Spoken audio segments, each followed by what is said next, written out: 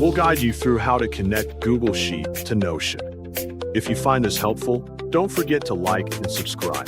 To connect Google Sheets to Notion for free, start by opening your browser so you can begin the process in a clean window. After the browser is open, move your cursor to the search bar at the top and type Notion. Then press Enter on your keyboard to load the results.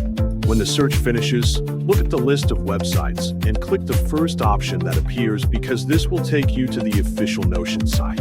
Once the site loads, log in or sign into your account so you can access your workspace. After you enter your workspace, look at the left side and go to the private section.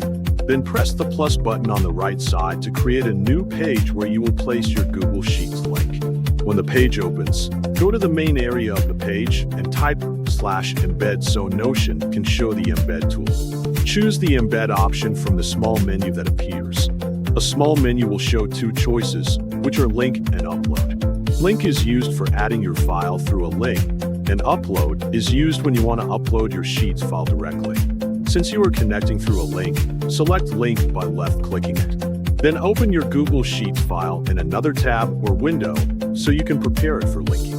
After the sheet loads, go to File at the top left of Google Sheets and then select Share so you can adjust its settings. You need to change the permission and access of your Google Sheet so Notion can load it correctly. Once the permission is set, copy the link of your Google Sheet from the Share menu. After copying the link, go back to Notion and paste the link inside the link bar that showed up earlier. When the link is pasted correctly, press Embed Link to confirm the action and let Notion insert your Google Sheet into the page.